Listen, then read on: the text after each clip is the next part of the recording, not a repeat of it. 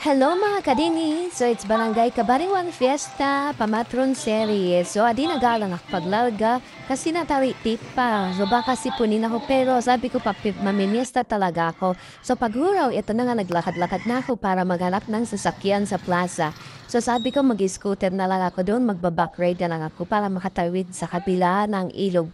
So ito nga kay si Kuya tinulungan ako maghanap pero tumingin muna ako sa plaza.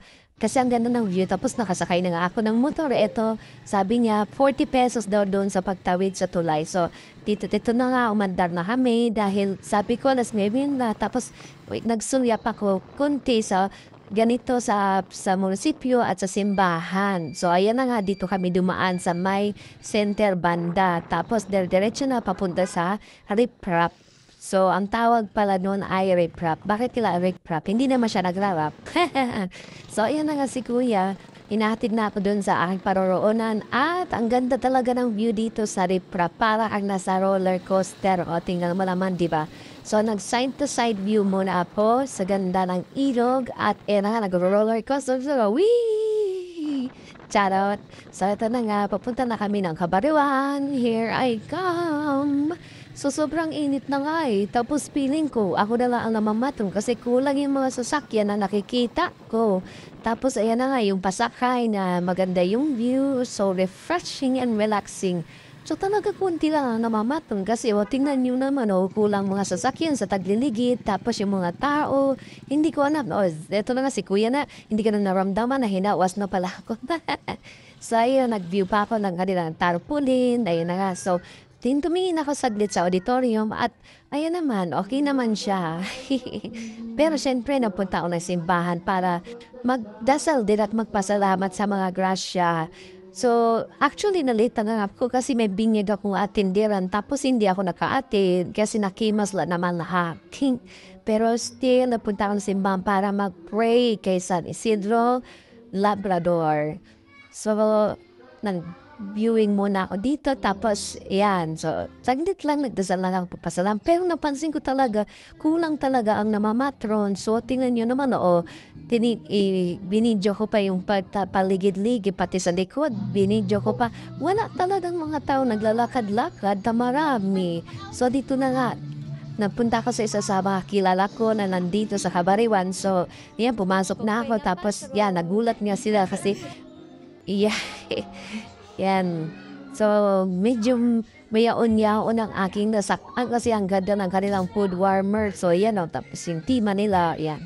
Ay, salamat. Nakakaong gihap. Aksin, baktin kalabay pada ko. Sin pork, karne sa baktin. So, ayan yung mga ulam. Ay, salamat. Kasi sa bahay yung ulam, permi na lang tamban at saka mga iba't ibang klaseng maalat.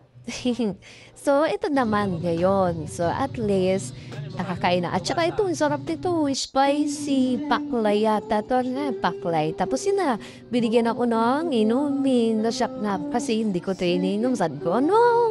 So bagus. Tapos nagkanta-kanta na ako. Ayan. So, feeling special. Kasi ako lang talaga yung busy ito. Pinakauno. Tapos yun na nga, sabi niya, hindi daw siya inom yung aking napagpiestahan. Tapos, ako na lang nag-inom para kung may pinagdadaanan. Sabi ko, inamin ko to kasi minsan lang itong mga brand na to. Yung sa akin kasi Chang Potong.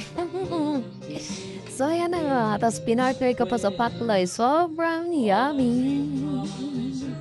So, ayan, medyo tinatama na nga ako kasi minsan lang din ako mag-inom eh. Occasional ba? Yung yung 5 times a week lang, ganun ka occasional. So, siya naman, kumanta siya, yan. Pagkatapos ko siya naman, tapos yan.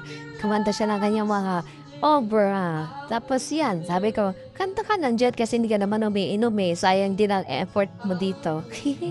Joke, salamat sa nagpapataron. So yun na nga. Tapos nag-iba na naman ako ng pwesto. Dito naman ako sa mga Beard Queens na aking mga beshies. So, grabe talaga. Sabi ko, hindi ako kakanta kasi feeling ko nasa pawan nyo. Puso ayoko na. Kayo na lang.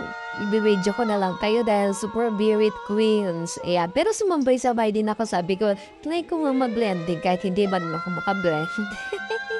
So, ayan na guys. So, banding talaga kami ng aking mga friends, ng mga singers. guys. So, yan na yung pagpinali na talagang, birit talaga to the max. Tapos, ang nangyari, eto na. Inabat ang gabi na.